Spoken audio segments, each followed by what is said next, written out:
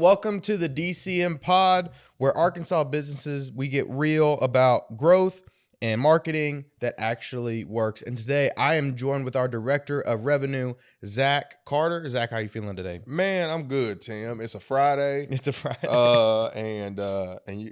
I'm blessed, brother. I'm blessed. That's right. And today we are going to be closing out 2025, and we're going to be talking about how streaming and connected TV are helping local brands compete with the big guys. But before we do, I do want to ask some icebreaker questions. And the first one is, if you had to describe your work style as a movie character, who would it be and why? Oh man. Wow. If I had to describe my work style as a movie character, it would probably be like the most chaotic movie character ever. It would definitely be some type of cowboy, you know what? You remember Wild Wild West? Yeah.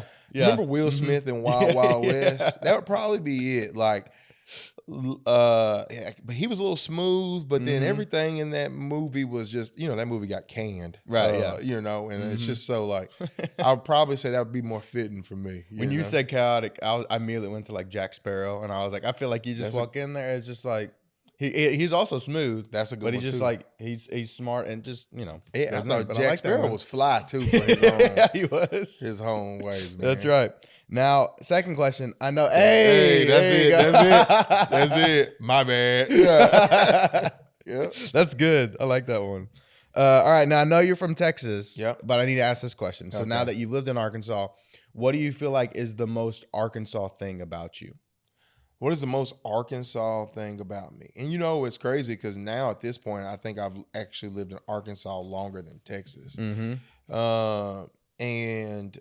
Man, most Arkansas thing about me is,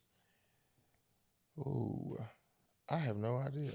Okay, I know what it is. So I'm originally from Dallas, Texas, and when you go back home, Dallas is one of those cities where, like, if you're in the Metroplex or whatever, it's like even if you run up the street, like, people put clothes on. You know what I mean? But Arkansas is just a little bit different. Like, you can get away in Arkansas just putting some Crocs on and some sweatpants and running up the street, and then everybody having a good old time. Yep. And so I would definitely say my leisure game of being more comfortable has probably become my most Arkansas thing. Yep. I think. And I don't think that's probably the answer, your direction you were going. No, that makes sense. But yeah, that's where I'm at. See, since I'm from Houston, I think I actually I'm for sure lived in Arkansas longer than I ever lived in Texas too. Yeah. And I feel like the most Arkansas thing is, you're from Dallas. Yeah. So the traffic, I'm starting to get stressed out about the traffic, and I forget, like, it could be a lot worse. Like,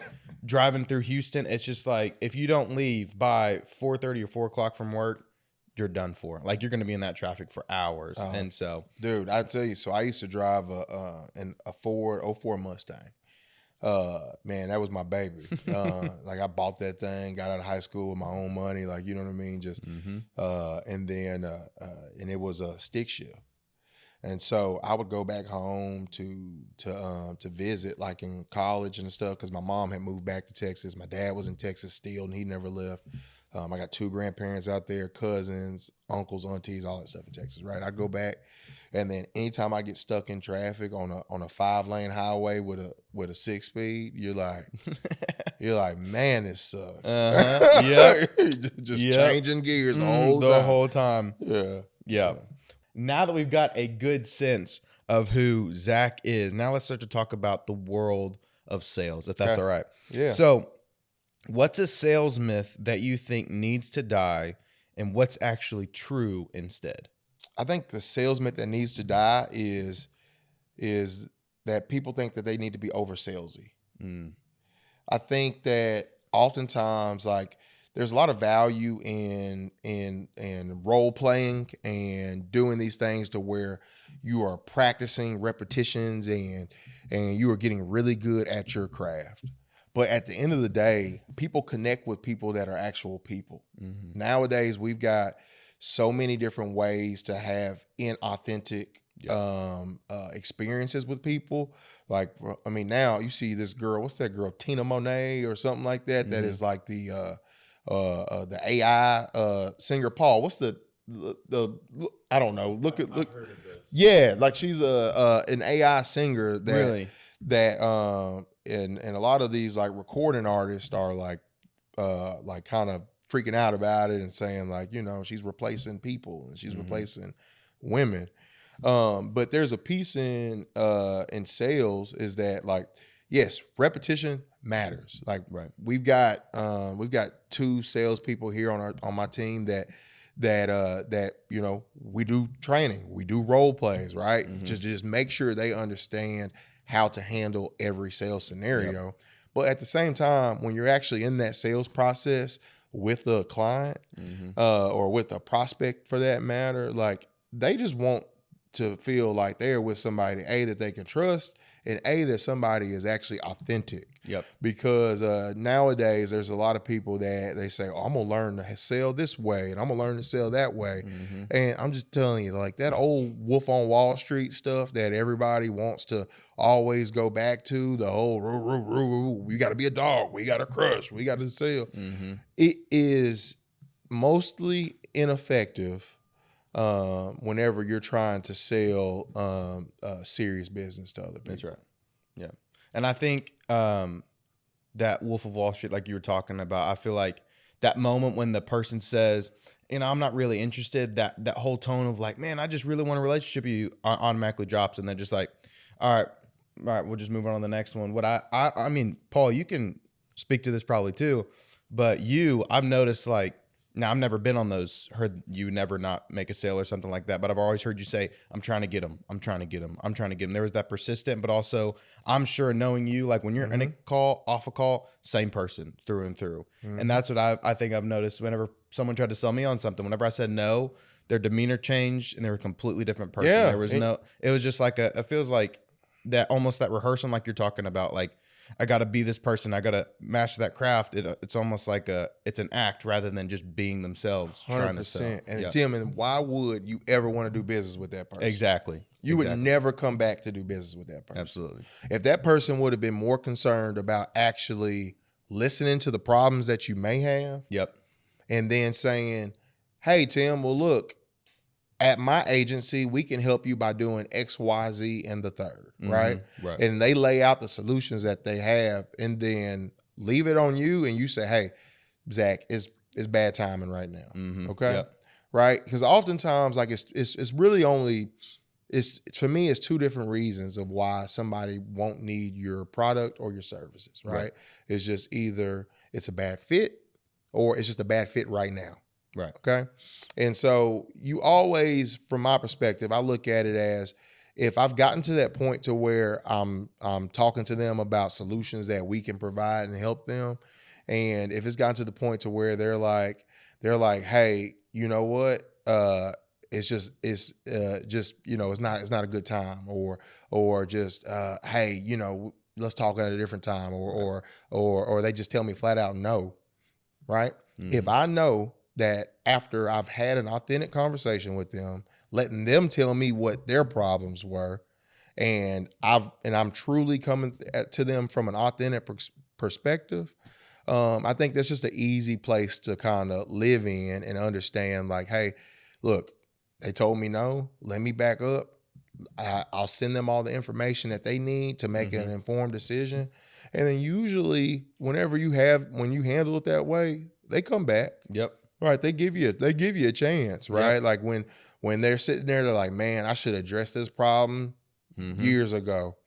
Hey, let me give that Zach guy a call. Yep. You know, let me find that business card. Let me go back in my email and see if I can find them. That's right. Let me let me go Google them to see if he still works there or whatever the case may be. Right. It always comes back. People just need to chill out, bro. People just need to chill out. So when you look at your biggest wins, what made the difference? Was it the pitch, the relationship, or the timing? When I look at it, man, I think it's all 3 of those. That's a really good question, because your pitch needs to address the issues that they have first and foremost, because otherwise you're not going to get anywhere. timing matters too, because it's the same thing. You hear these stories about people that end up getting in relationships with somebody that they've been pursuing forever, right? Right. But maybe that person was in a relationship before they got together, and that wasn't the time, and that didn't make sense. Maybe that person was in medical school and they weren't concerned about getting into a relationship, or whatever the case may be. But in the way that it is in personal life, it's the same way in business. Like sometimes businesses, they are either consolidating, expanding, focusing on different service lines. There's a lot of different things in a B2B sales cycle that you have to understand when good timing is. For instance, we all know that schools and education systems, they make all of their decisions for the next year in the summertime, right? And so if you're trying to talk to them around Christmas, they're like, "Nah, bro, we just got off fall break. Now we got Christmas break." You know, they aren't making decisions in that sales cycle. So you got to align your pipeline with those sales cycles as well. Now, however, the relationships is the number one thing. Yep. So out of those three, all those are important, but relationships are matter the most, because why would I want to do business with somebody that I do not like? Right. That is ground zero before anything else happens, before any other environment happens. Nobody wants to do business with somebody they don't like. Right. And so if you can't get past that piece, then how are you going to get to a pitch? How are you going to get to figure out timing? You can't. So it all starts with a relationship. There you go. So it's kind of a little trick question. It's like, these are all great, but this is the number one. You hit it, and then those other things, it sounds like, will just fall right into place. 100%. Yep. So if you could only track one metric to measure sales success, what would it be and why? Oh, if I could track one metric, it would all go back to activity. Activity. Because whenever you think about, like, you know, we Candy closed the deal yesterday. Came in here, she rang the bell. We celebrated, high-fived, and Candy's gonna get paid. I love it. I love seeing people sell and make money. Yep. But do you know what has to happen before that happens? Before that deal got signed, there had to be a pitch to them, a proposal that had to be put to them. Before that proposal was made, we had to sit down with them and actually figure out what their needs were and assess all of these different things. Yep. Then before we even got to get that meeting, we had to actually find out that they even existed. We had to prospect them. We had to get in contact with the decision maker. We had to get past the gatekeeper to get to the decision maker. Right. And then all those things happen. But in that process, from the time that you're prospecting, right? So let's say you prospect 100 people, 100 businesses. Okay. Maybe you only get to 10 businesses that you can actually get past the gatekeeper and actually into that person's office with the decision maker to have a meeting. You listen to all of them. And then out of that 10, then you might get to 8 proposals, because 2 of them, they all say, the other 8, they say, yeah, for sure, put something together and just let me look at it. Since I've taken my time to sit with you and kind of tell you my issues and kind of hear your business, yeah, go ahead and send it. And the other 2, after you meet with them, they might not even reply back. They might go cold turkey, or somebody might get fired, or whatever the case may be. And so you don't even get to the proposal stage. Yep. And so then out of that 8, then you pitch, you tell them what you can do, and then maybe only 3 of them have room for budget. And then those 3 that have room for budget, maybe 2 of them are shopping you out with somebody else, and then now you get 1 signed. Yep. But it took me 100 prospects to get to that 1. Right. You see what I'm saying? And that's where, like, I tell a lot of young salespeople this, that if you track your activity and you track how many people that you're prospecting with the number of sales that you have, you should be able to know that if you need 30 sales for this year, for this month, and you look at what your past history has been and you understand what your closing ratio is, you can be able to predict that. Okay. And so it all starts with activity, filling the top of the funnel. Yep. Like everybody sees the end of the funnel where people in sales are making money, high-fiving, ringing the bell, and leaving early on Fridays and everything else. People love to see that type of stuff. Yeah. And people are like, man, like sales seems incredible. But what they also don't see Right. is all right, that sales rep got told no on 90 out of their 100 deals that they prospected. Yep. And then they had to go and fill that funnel somehow, whether it was finding business after hours, or was it sitting in front of a computer all day on a Saturday or a Sunday to refill your pipeline up. There is so much work that happens. And I think that's why like athletes make some of the best salespeople, just because they are so used to doing the work in the dark. Right. And then people see the slam dunks. People see the wins and the holding the trophies and all those kinds of things. But the truth is, man, you got to get in that gym. You got to get in that gym, bro.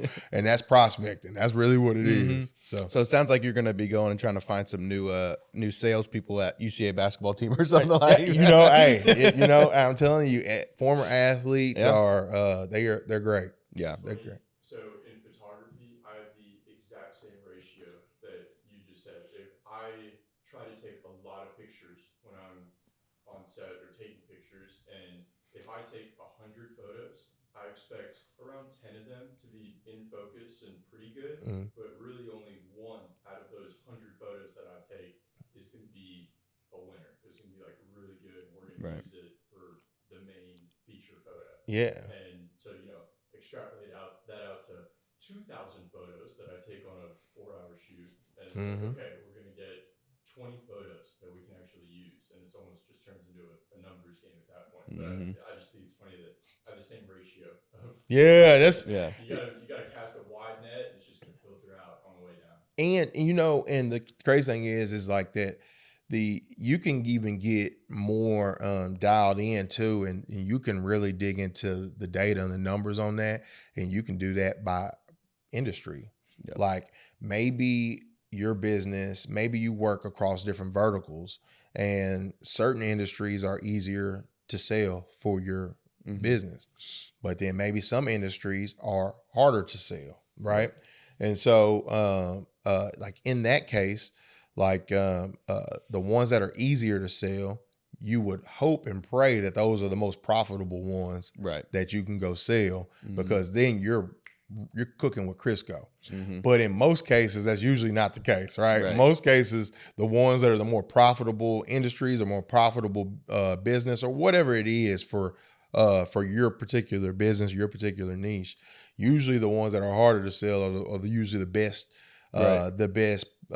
customers, best products, or whatever your business niche is, the best for you. So, and so you can take that like and whatever you want to call that model, you can call that your sales funnel, whatever.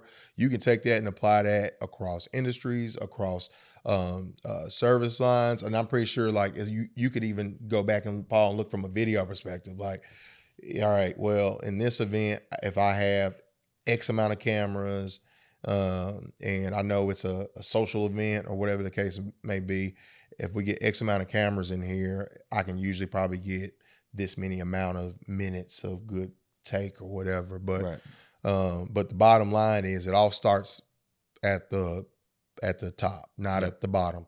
I think too many salespeople go for that, and that's how they come off as like desperate too.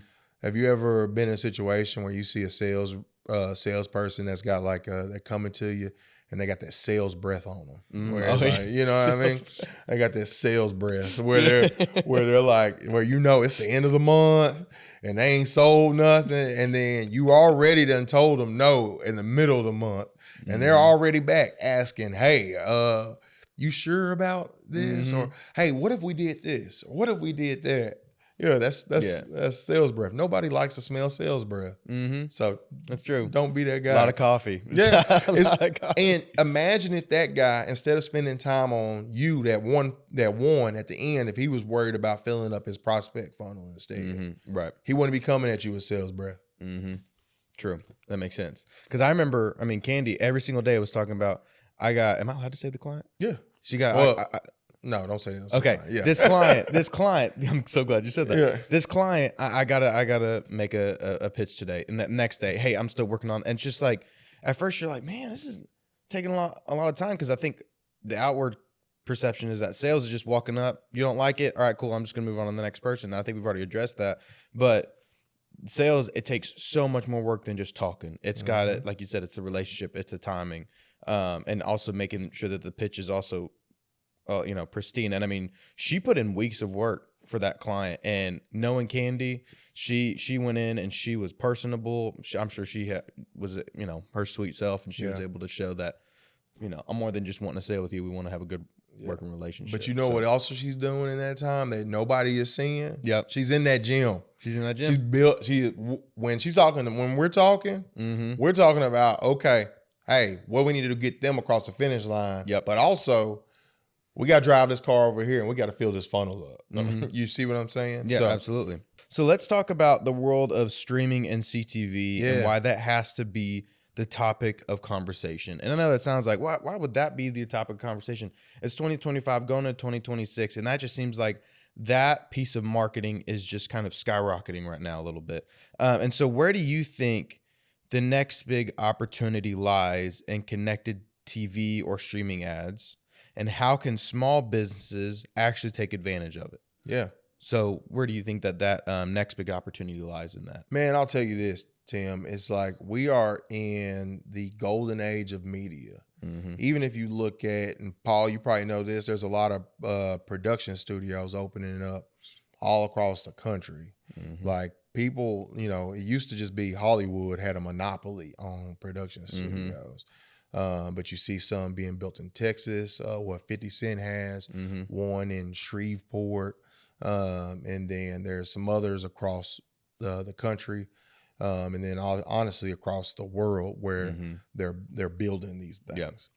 But they're building them because the content industry is totally different. Yeah, we went from a world in which there was 3 channels that my grandparents would watch TV on. Mm-hmm. What was it? The ABC, CBS, and NBC. Mm-hmm.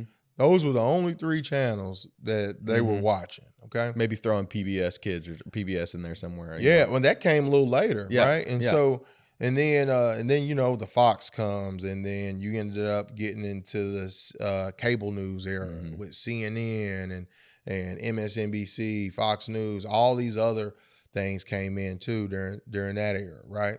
And then we went to cable, where most people were having either DirecTV, cable connection, and now we're at a spot where things are different, where Netflix, Roku, Hulu, all of these different things have kind of changed the way people view content.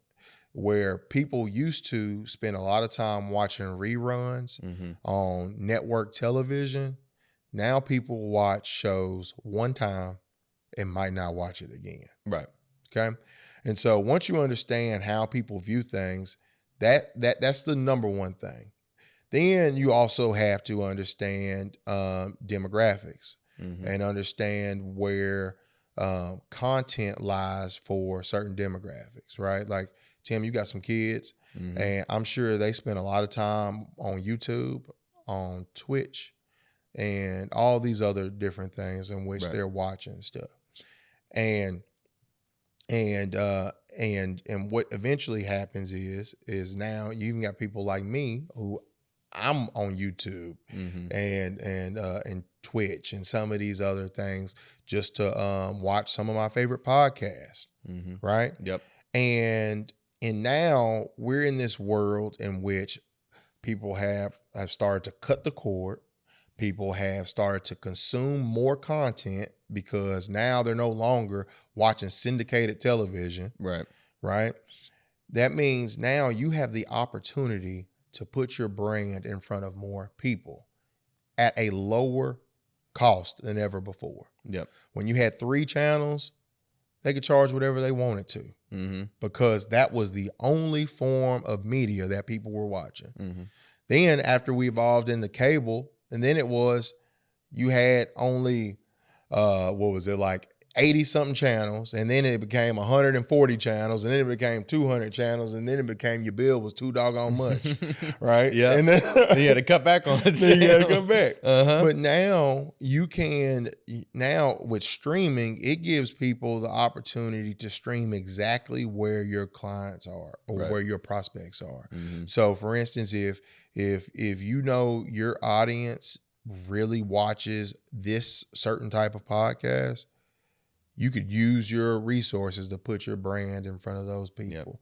But when it comes to streaming, where television commercials, they cost an exorbitant amount of people spending in the tens of thousands of dollars a month. I'm talking local companies spending that. You're talking millions of dollars for the Coca-Colas and the Pepsis and all that on monthly basis, right? Right. Now it gives the little guy a chance for as little as a few $100 to get their brand in front of their audience on a television. Yep. Right. And so that's where I think streaming is a great opportunity because, man, it really gives more power to the small business. Yeah.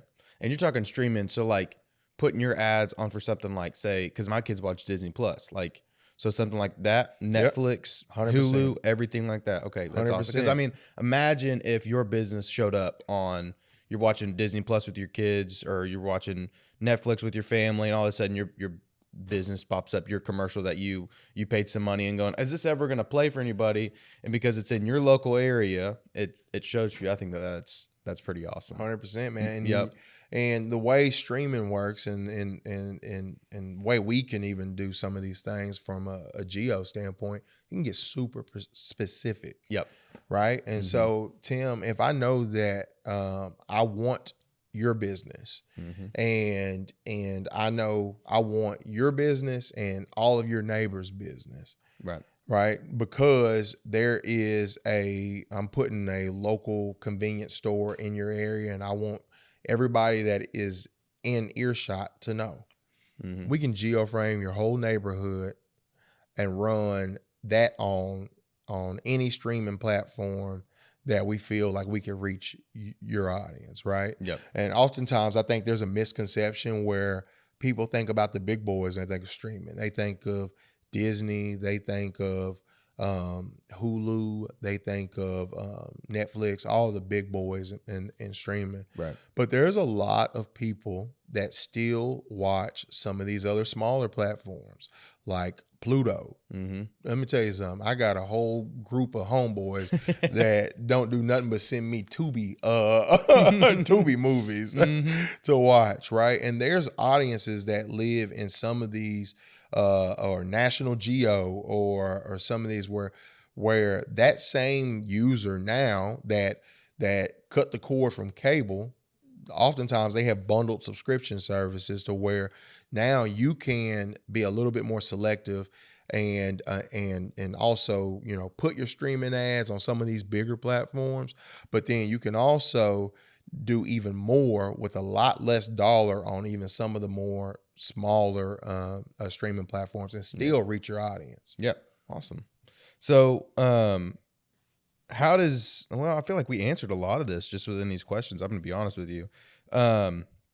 Because at the end of the day, streaming and like connected TV, that sounds like big brand territory.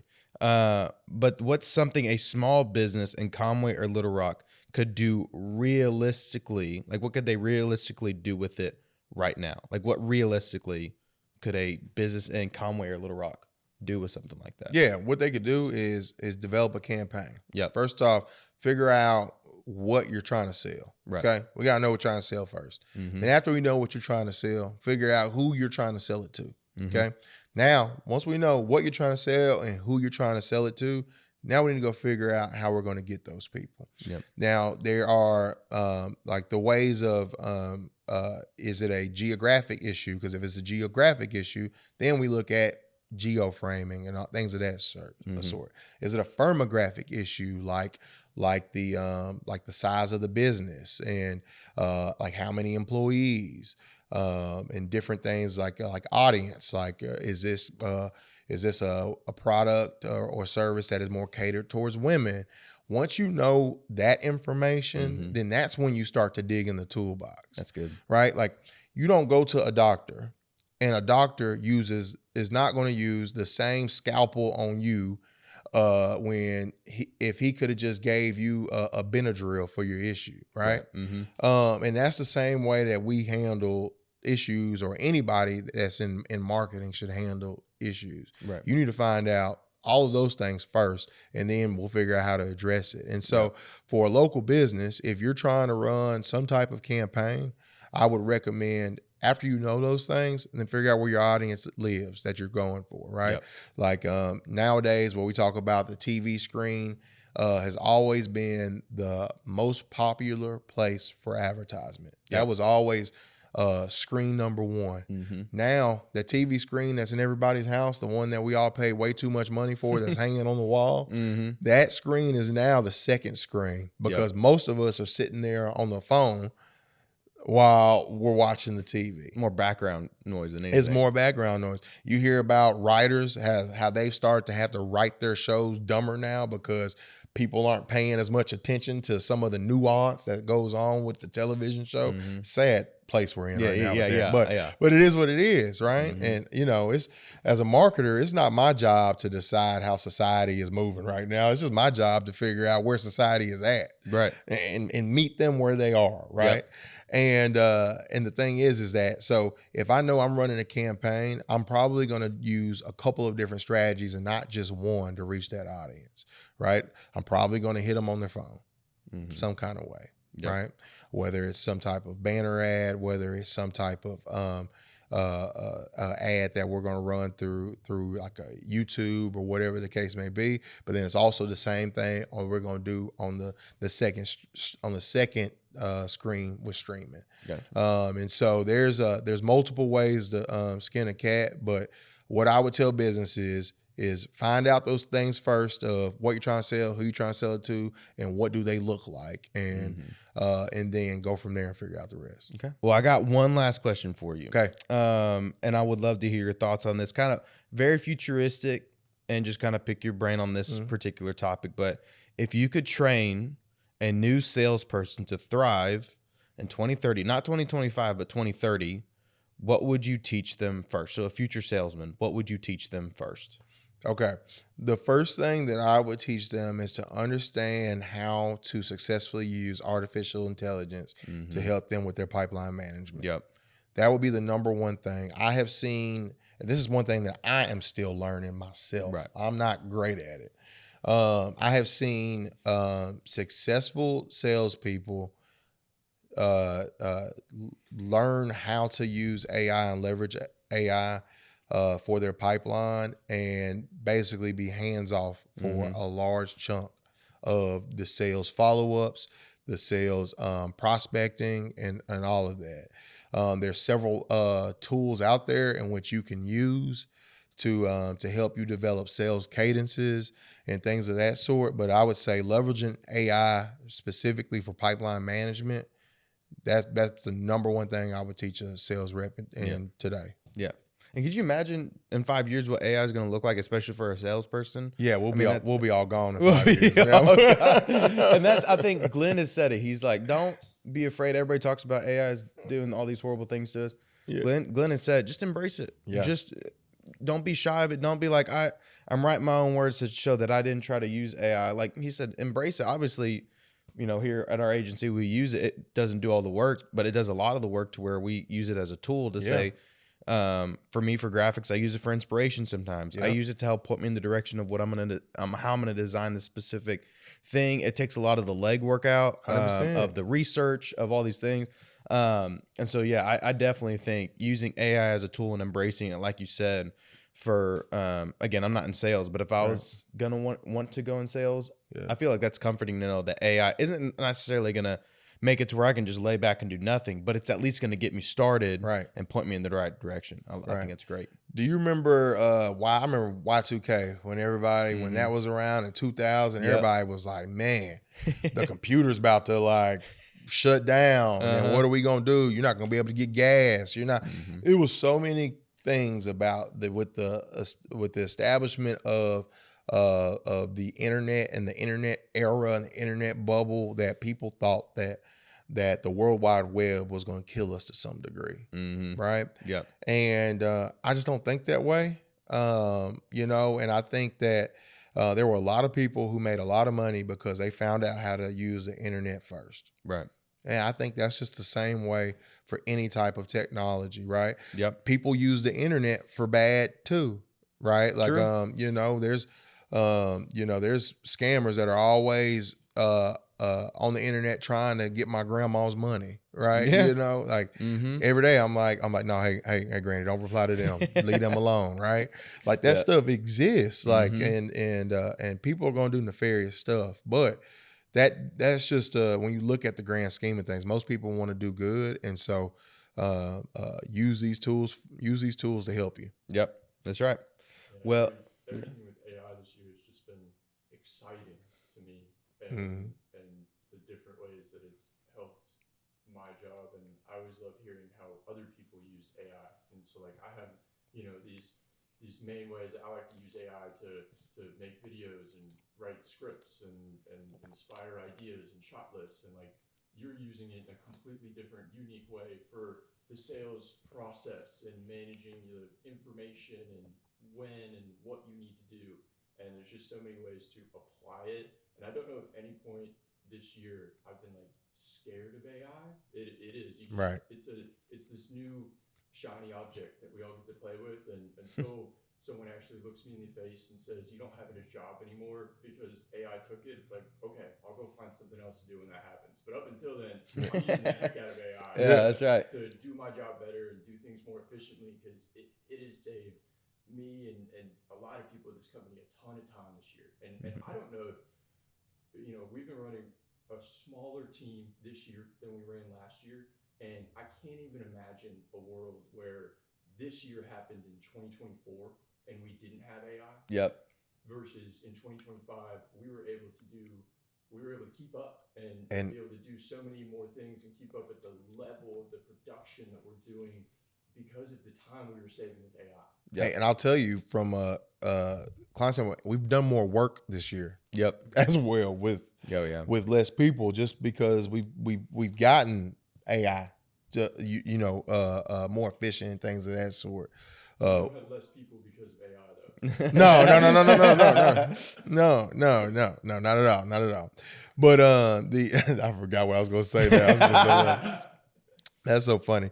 Yes. So Paul, you made a point about like with AI, there is like stuff that you're able to do, and then people have been scared and concerned about AI taking their job.